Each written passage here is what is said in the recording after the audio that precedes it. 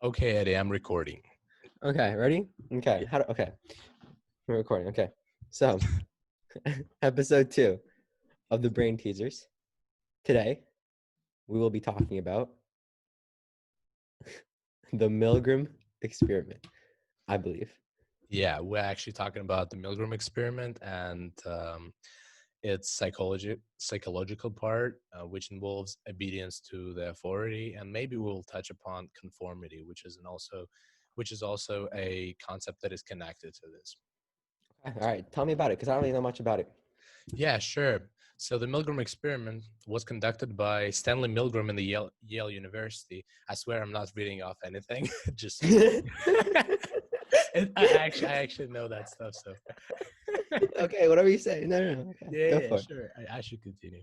it. So Stanley Milgram conducted this experiment. I feel like it was shortly after the Adolf Eichmann trials, which I'll talk more about later in the podcast. It was like in 1963, but it doesn't matter. So the experiment no, I've already started. Okay, so continue explaining what this is. Oh, okay. So the Stanley Milgram experiment. So 1963, after the Eichmann trials. That's where we left off. Yeah. Right. So basically, Milgram sought to understand whether it is that people like Nazis were actually bad, or it was that they were just following orders, and that's why they did all those bad things that they did. So he did this Milgram experiment. Which involved 2 rooms. So there were 2 rooms. In one room, there was an actor, and another room, there was the participant, and there was also a guy in a looking like a professor. He looked like a doctor, and the participants, they were told that they were participating in a scientific experiment that is very important for like medical reasons. They were studying like learning. They try to find some stuff, basically. Some stuff. Okay. Yeah, some stuff. So and they were asked to administer electrical shocks to people in the other rooms when they were making mistakes. So like imagine, Eddie, I would be the actor, and you would be the one who like was Administering the shocks. Yeah. administering the shocks. Okay, so you would tell me, like, spell out apple in words, for example, and I would be like, spell it out in words. no, spell it out in like letters, break it down to letters, right? Mm-hmm. And I would be like APLE,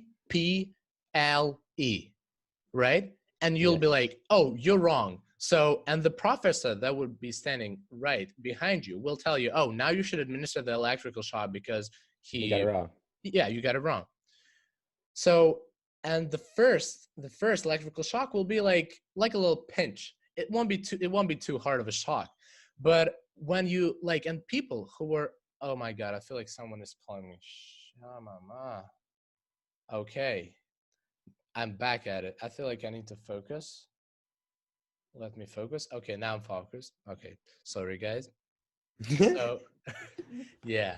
So, but as the actor was making more mistakes, the extent of the electrical shock was getting bigger. And at some point, the electrical shocks were pretty severe. And what was more important, that the actor would actually cry. He would scream when the guy who was told to administer electrical shocks was told to administer the electrical shocks, right? And at some point, like, all those people were actually mentally stable. They were normal people who were administering the electrical shocks. They didn't have any inclinations. But when they got to a certain extent, when the shocks were too high, and they saw that the actors, they were crying almost, right? They were screaming. They would tell the professors that they want to stop. They don't want to do it anymore. They would ask the question like, this person is screaming, what's going on? Let's stop it. Let's do something about it. But the professors, sirs, they would tell the participant that they should continue. And there was this little phrase that they would tell them every time. The experiment requires you to continue. That is very important.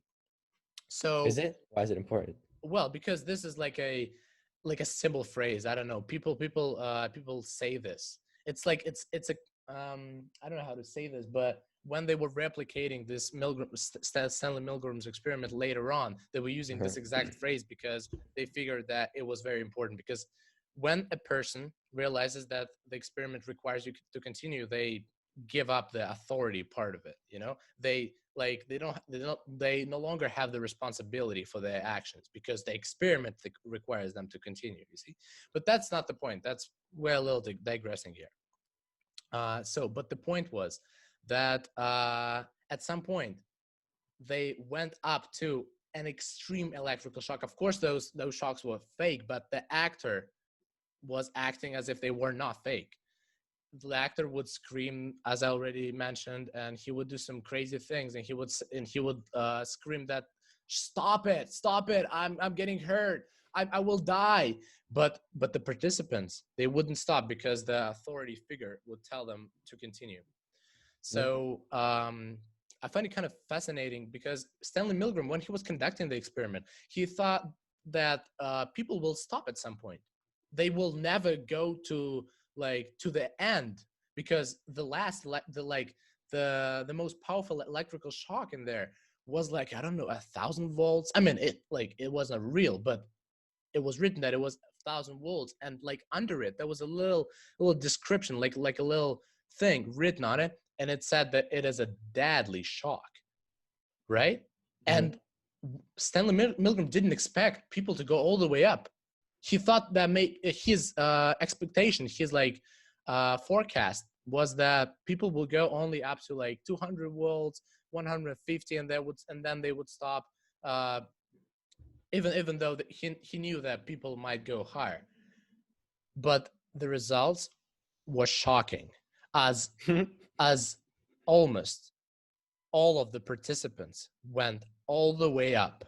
They administered deadly shocks to people sitting in the other room. Can you imagine that, Eddie? That is insane. I feel like it is just completely crazy how people following orders can do bad stuff. Well, I think it had partly has to do with the fact that they couldn't see them and they didn't know them. Oh yeah, that was one of the things. Yeah, when Stanley Milgram was asked actually to explain why does he think people went all the way up, one of the factors was obviously that they couldn't see them, but they could hear them. And they could hear them. Yeah. And also what was it? They obviously thought that this experiment, for the medical reasons that they previously said, it was it's supposed to be a good thing, right? Of course, yes. It's supposed to benefit humans. So they're I guess that they're contemplating that. I mean, and they're if this person in a lab coat who's seemingly all professional and stuff like that tells me that it's okay to continue. Yeah. Surely it must not be as bad as it seems. And they just continue. I think it's it has to do with that. Yeah, of course. And I totally agree with you, Eddie. And and that's when it comes to obedience, actually. There are plenty of authority, obedience figures in our lives, right? We have teachers, right? We have our parents, and we have them as authority figure at some point. And it appears that people who are wearing those white coats, who look like doctors or some professors, we treat them as professionals. We treat them as authority figures, and that's why this experiment worked, because they were in the authority figure position, and the participants, they thought that whatever they was saying, right, was right. Yeah, of course. Yes. And the Stanley Milgram actually decided to do this experiment after the Eichmann trials, right? Okay. Not it wasn't random. It wasn't random. So he tried to do this because it would prove what? What would it prove? That Nazis, they were actually following orders, and that's why they became bad. That they were not internally bad. right? Those people who came in for the Stanley Milgram experiment, they were not bad people, not at all. They were normal people. And when the authority figure was involved, and they obeyed, they showed obedience, just like Nazis showed obedience to Hitler. That is evil, but that's how it is. And why I started talking about Eichmann, actually, because in 1962, but no, it doesn't really matter. In 1962, who was Eichmann? Let's talk about Eichmann a little bit. Was he like this like Nazi officer? I'm pretty sure. Oh yeah, he is. He was the guy in charge of Holocaust. So he was he was the face of evil, basically. he was the evilest. Some people evilest. Yeah, he was the evilest. And some people actually argue that he was even worse than Hitler. I know I have that smile when I talk about it, but the only reason why I'm talking about it with that smile is not because I'm evil or I agree with Hitler. No, I do not. Obviously, I do not. Okay. I do not, Eddie. Don't worry about it. I do not agree. Okay. All right. We're moving on. Yeah, we are moving on. Yeah. So Eichmann was in charge of Holocaust, and he was actually the guy who was administering like all those orders to kill like a lot of Jews. He was the one in charge. He was the one who would come to a place with a lot of soldiers and like Nazi soldiers, and he would tell them, okay, we should kill this amount of people here. We should go there and like put Jews in those like gas rooms, you know what I mean, right? Yeah, he was the planning. Yeah. And when Eichmann was actually on a trial for being like the evilest person ever, the most evil right? person. Yep. Yeah. This trial was actually in Israel. It was conducted in Israel. Okay. And when Eichmann was asked, does he consider himself a bad person? Does he consider himself like the evil? He probably doesn't, because he believes in what he's doing. No, that's the thing. That's the thing, Eddie. It's like a little there's a little hierarchy here. There was Adolf Hitler. There was Adolf Eichmann. And same names. yeah, pretty symbolic, I would say, right? So Adolf Hitler. Yeah. So Adolf Hitler would actually tell Eichmann to like start the Holocaust, and then he was in charge of Holocaust. Okay. So Eichmann told everyone during those trials that he doesn't even consider himself guilty because he was simply following orders of Hitler. Can you imagine that? He killed. Like I would say that he killed all those like millions of people. Without him, it wouldn't have ever happened, right? But well, no, I disagree with that. I disagree with that. Okay. Because even if Eichmann did not exist, there would be someone in his place. Oh no, that would take the orders of Hitler and be that person. That no, Eichmann of course you're right. Of course you are right. But I'm just saying that he's still evil. Like, of course, yeah. The fact that he did what he was told was the fact. Yes. Yeah. I didn't express myself right. But the point is that he didn't plead guilty. Can you imagine that? Like after all those bad deeds, he didn't even plead guilty. Don't you find it like insane, Eddie? Just go on and tell me, what do you think about it? Because I don't think that it's insane. You don't? I feel like at in his point, if he were to plead guilty, it's the worst outcome possible anyways, no matter what.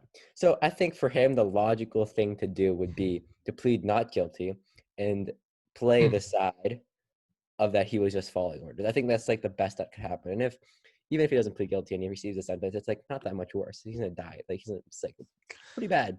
Okay. Go ahead. Okay, yeah, and I think that the outcome of the fact that he was just following orders could be positive. Like I think he could get away with playing that side if he did it well. But of course, at that point, the deeds were a little too out of hand. I feel like if there were something lesser, I mean, of course, the person that actually carries through the role has to carry the responsibility of doing it. I agree, yeah. They could have gotten some supporters If it's No, no. I actually unestablished. agree. I actually agree with you.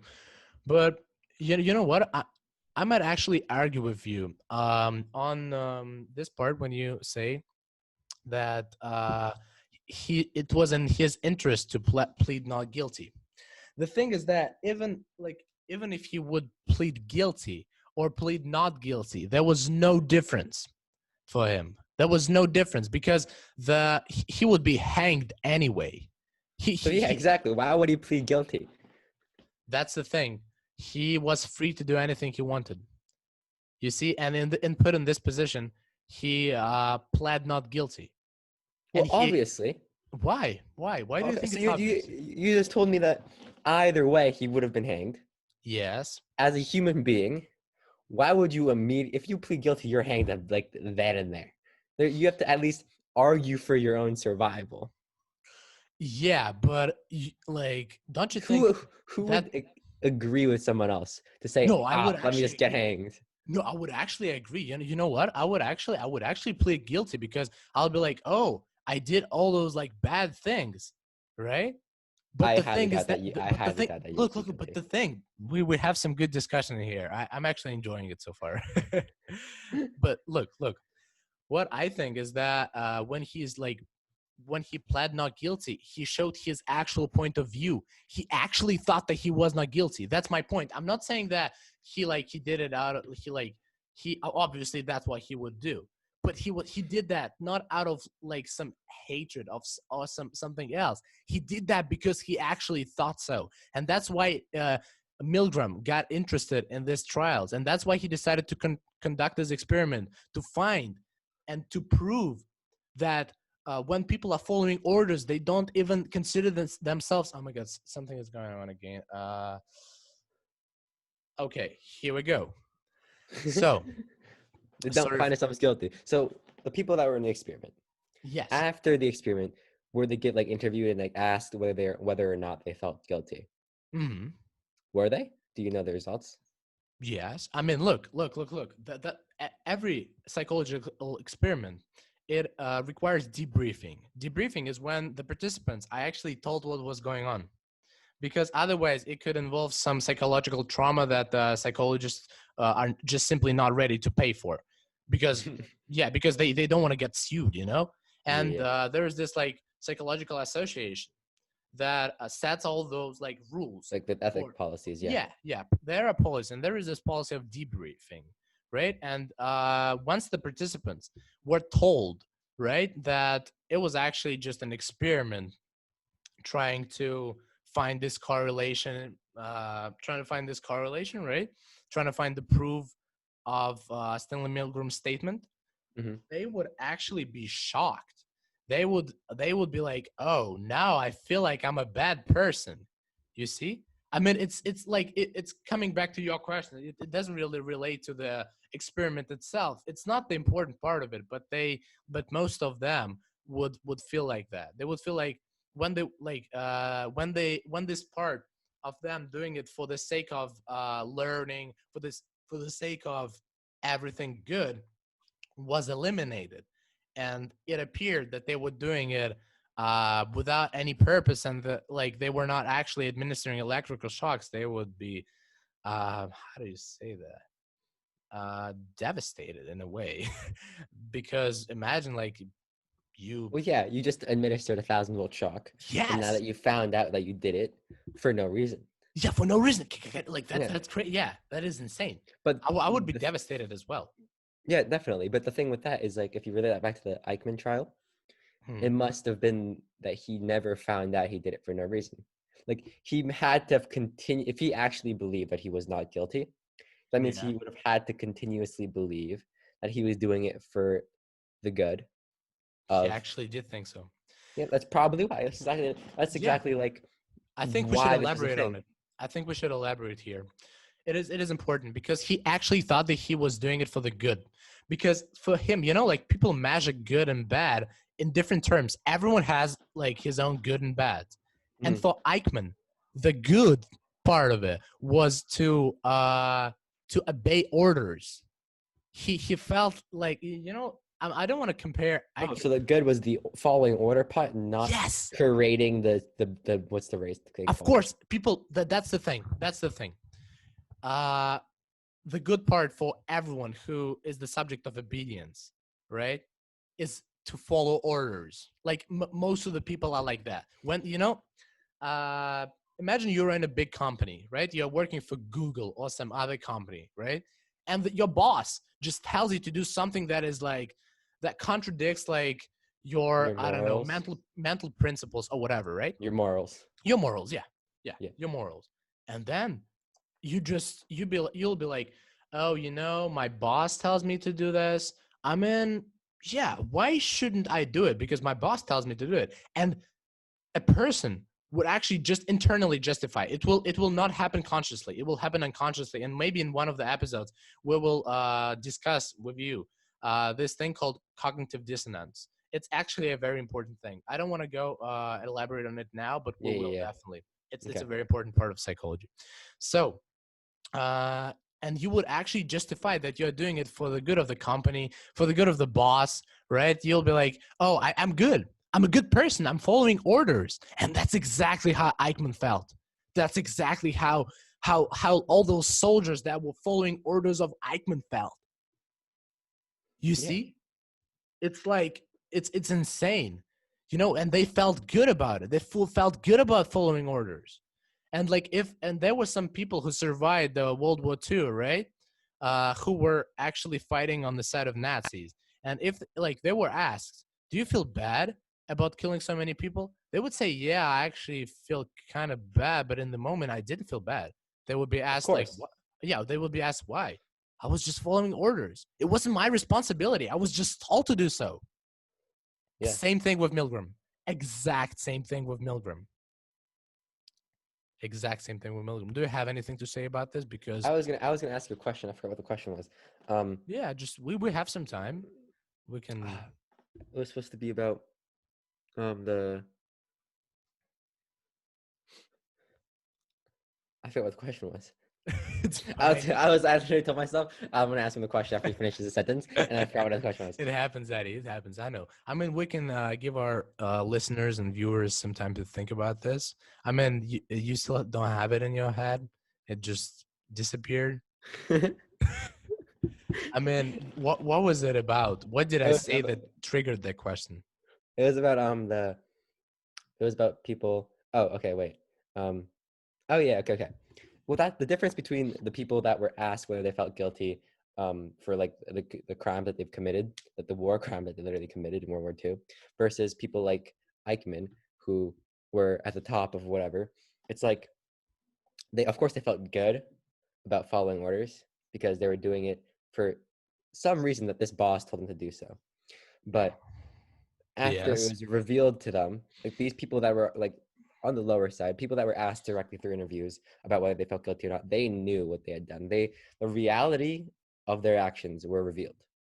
Yes. Yes. You're right.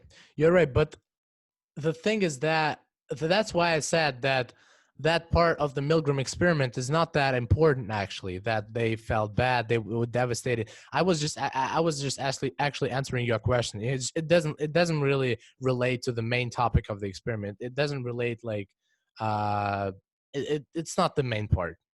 But what I think is actually important is that remember how in the beginning of this episode I decided to talk about conformity, and I promised you guys, and I just want to talk in my Russian accent for a little bit. Just why not? I What? should I should actually do this. I No, should talk. you shouldn't. I shouldn't. I mean, No. okay. I'll talk in like a semi-Russian accent. Okay, Okay, continue. okay.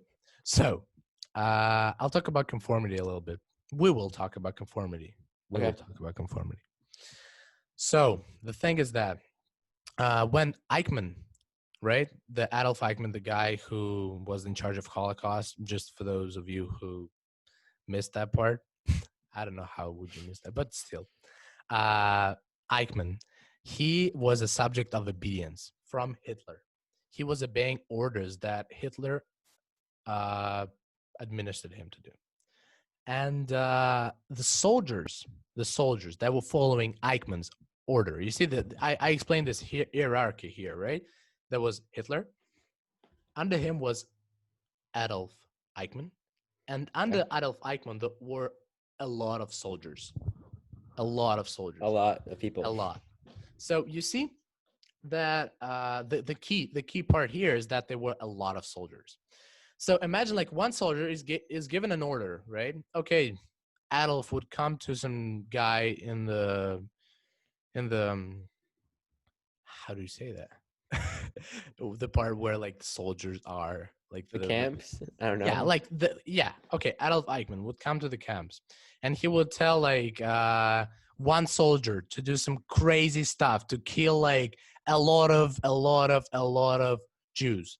That would be obedience, because there's a big difference between conformity and obedience. Because when you are obeying to someone, you're obeying to an authority figure, you're obeying to one person. But when you're conforming, you show conformity to a group of people, more than two. There is a big difference. So those people, those soldiers, they agreed to do all those bad things, not only because they were obeying to Adolf Eichmann, but because others around them were doing the same thing, and they were conforming. You see what I'm trying to say here? Okay. So, want to discuss that, like that without that conformity part? Yeah. Yeah. There's this there's a conformity aspect to Milgram's experiment, actually. Yeah. In which they would place the actual participant that was unaware of what was going on, and then in the same room, they would place two more people.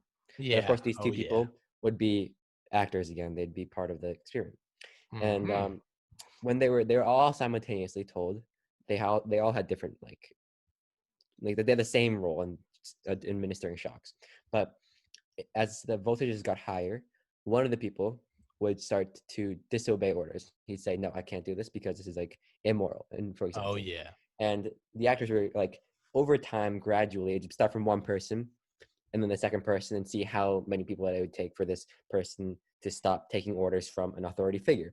And it seems to me, I personally think that the conformity aspect plays a higher role than the authority aspect, because as soon as most of the people, they would stop listening to the authority figure as soon as one person that shared their beliefs were like started to not do it. Yeah. And I think that also as relating that to the Holocaust, it's just like even worse, because not just is the authority figure telling him to do something bad, everybody else is around him is doing the same exact thing. It's like double the strength of just I gotta do this.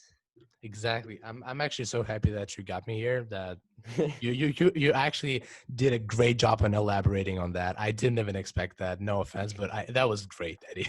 like honestly, that was very good. That was very good. So yeah, and the thing is that conformity is a big. It was a big part. But in the initial, the thing is that in the initial Milgram experiment, conformity wasn't a part of it. It wasn't. But then, of course, Milgram experiment was replicated for like 1,000 times in different places. Then the results were all the same. And then they decided to vary it a little bit, to change things up a little bit. Mm-hmm. And that's what Eddie described. They tried to add some more people in the room, more authority figures, right? And that's when the conformity aspect of it actually became involved. Mm-hmm. Yeah, I'm trying to find anything to talk about it, because we talked about obedience, right?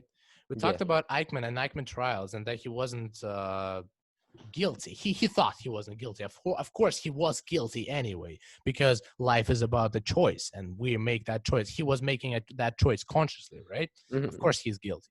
So what else did we talk about? We talked about the obedience part of the Milgram experiment. You talked about the conformity part of the Milgram experiment, which is actually an important part, a very important part. So, actually, I have one more thing we could talk about. You see, you mentioned that when 2 or more people would be added to the room with the participant, they would be actors, right? And Yeah. when they would stop obeying orders, right, the other guy who was not an actor would actually stop obeying orders as well. Oh my God, someone's trying to call me again. Come on, guys, just don't call me when I'm recording my podcast, okay, guys? I don't think anybody knows that you're recording a podcast. I mean, yeah, I didn't tell them. I'm sorry, guys. I mean, whatever. So, Anyways, yes. I'm not trying to digress. A little pause here. We need a 3-second pause, Eddie. actually, well, no, we don't need this pause. While you're pausing in your No, little that's the thing. To catch more attention. You know, people when something stops, people start actually paying more attention. Oh yeah, because like change is like a disturbance. Oh yes. All right. Oh, So yes. whoever's listening to this right now just needs to this. Okay, ready? Yeah. 3-second pause. Ready? Okay. We start now. Okay. Okay. Now that everybody's listening again. Now that we have everybody's attention, Okay. I will continue. So, considering the results that Eddie told us about, right, that the actual guy would stop obeying the orders right after the others would stop. One might ask like a question like why the soldiers, right, wouldn't do the same thing. Like, why would 1 or 2 soldiers would be like, oh, we're not doing this. We're just not going to do this. And everyone else will support them. Like, why wouldn't they stop? Why wouldn't they disobey? Well, I think a big part of that is they actually believed, like the first people that started the actual movement and this idea of creating this race or like the following the Nazi party was the people that started it, the masses of people that started it actually strongly believed in what they were doing. Not that they weren't even conforming. They had like this idea and they were like physically and like just in every aspect possible. They're like, this is the right thing to do. This is how the human race should go on. And then I think because the thing that started it was support, it's just that more support joined that. Like, of course, there are people that didn't obey, but at that point already, there's too many people that obeyed. It's like you can't disobey something that's like has a majority, you know. So that's kind of, and especially during like a dictatorship. And this actually goes back to the experiment again. Oh yeah. Milgram actually made different he did different things for different people. So there's 4 different levels. The first thing is like here I have pulled it up. It's like there's like the please continue when people would like kind of hesitate, and then there's number 2. It's like the experiment requires that you continue. Oh yeah. Remember when I told you this phrase is important. Yeah. And then number 3, it's even worse than that. It's like this is absolutely essential that you continue. And the final was you have no other choice. You must go on. Oh yes. And they found that when they were given the option to withdraw, they withdrew. But at this point in Nazi Germany, I don't think they were given the option to withdraw. Oh yeah. If you withdrew, there was some bad consequences to that. So I think that has to do with that as well. It also goes back to the experiment. Eddie, you're on fire today. You are on fire. You're just when I asked you that question, that's exactly what I expected you to talk about. And I like, if you will let me, can I elaborate on that? Yeah, go for it. Okay.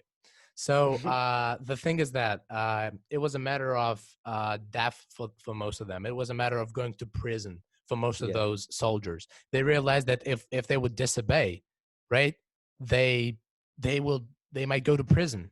They might be killed. I don't know what else can happen to them. Like, they didn't know. So just as it was in the experiment, right? At some point, they had like the Adolf Eichmann didn't ask them a question.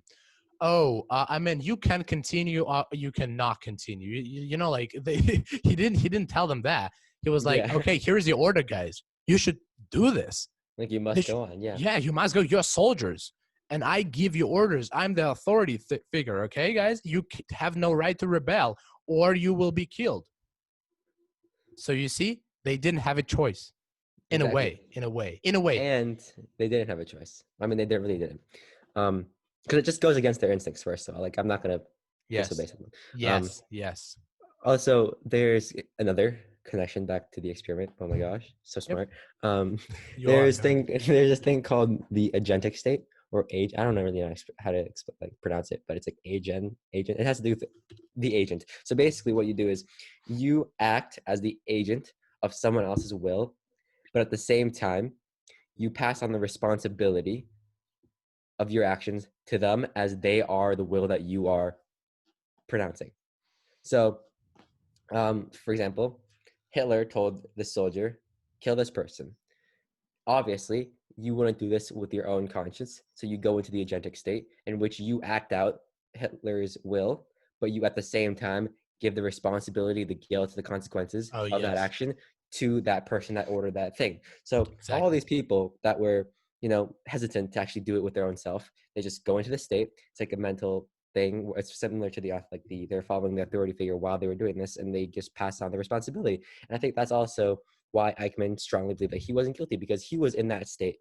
The responsibilities of his actions, Hitler's, not his. Yes, exactly, yes. And it's all about this flaw of responsibility. You see how it's like a mountain river. You know what I mean? Like a mountain river. Yeah, you see, it's actually I'm kind of smart as well. Okay, yeah, I know. Yeah. You see, Adolf Hitler is on the top of the mountain, and he starts this stream of the river. The river goes down, and here is Adolf Eichmann, right? Yep. You see, and then he passes it to the soldiers, and then the soldiers get this river in the end. But when the soldiers get this river in the end, they know where it has started. It has started at the top, right?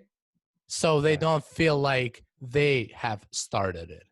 You know what I mean? Yeah, true, and therefore they don't take responsibility. Yes, and let's talk about Hitler for a little bit. Let's talk about Hitler. Why not? He was also Adolf Eichmann, Adolf Hitler. I mean, sure. Yep. Two of the most evilest persons in the world. I heard you can't name somebody Adolf in Germany anymore. Oh, really? I think so. Well, that is I'm not sure. That could be a complete lie. But even if it's not illegal, I probably wouldn't name my child Adolf. Yeah, I wouldn't too. Anyway, no offense to any Adolfs listening to us. Just if you're not born in Germany, like, go for it. If you want for sure. Yeah, no problem anyways, with that. No digressing. Anyways, continue. Yes. So let's talk about Hitler a little bit. You see how he was the top of the mountain. He was the one who actually had the responsibility. There was no one on top of him. No one. He was the one. And that's the thing. Remember how did he finish his life, Eddie? Well, he disappeared. No, man. He probably could have died. Probably could have committed suicide. They said he's still alive, but yeah, I mean, some people. I mean, we're not trying to go into conspiracy theories here, right? And the main theory is not like a theory. They found the body and everything, right? They have some proof. I'm not gonna lie. I like conspiracy theories, right? And we can talk about the psychology of conspiracy theories later on, because it's actually important. There's a lot of stuff to discuss, but we're digressing again. And the thing is that Hitler, like official version, is that Hitler, he suicided. He committed a suicide. Mm-hmm. And guess why? Because he was guilty. He felt this responsibility. He felt like what he was trying to prove appeared to be wrong, appeared to be bad, appeared to be something that is just he couldn't prove his point. You see? Like, well, okay. How do you know this? Because personally, what I heard could be from absolutely false sources. It's just that he had no escape. He was going to be in standing trial, receiving harsh punishments anyway, so might as well just end it himself. That's the thing I thought. I personally don't believe that. I mean, there is the possibility that he could have felt guilty. I mean, and the fact of it is, like, yes, he is the one that would be responsible for it all if he's at the top of the mountain, because he's created this stream. So there is a possibility. I guess there is a possibility that, like, he could have felt guilt and, like, felt that he deserved a punishment for that. But yeah, I just question where you found this. You hear it from him himself? No, of course not. But we're speculating here. We're speculating. Sure, okay. Like, we have some space to speculate. And the thing is that why would he suicide, if he would think that he was still right, why would he suicide? Like, look, he could have just gone to those trials or whatever and be like, okay, I'm still right, guys. You can hang me, but I'm still right. But he felt Well, no. shame. He felt shame. That he felt shame. He wouldn't suicide. Why would he suicide? There's absolutely no way that he could have won a trial. Of course not. Of course not. But if he was proud, And I think he knew that. I think he appreciated the fact that, like, of course, he could not. Eddie, no, don't get me wrong here. Of course, he knew everything. He knew that he would be killed. He knew that. But why? Like, if you started that movement, why wouldn't you go to the end and be like, okay, guys, you can hang me. You can do whatever you want with me, but I'm still right. I consider myself right. But no, he didn't do that because he was ashamed. He didn't want to show up for the trial. He didn't want to be ashamed. You know? I mean, once again, we're speculating here. It's my own opinion. You can disagree with me. You can argue against me. That's my opinion.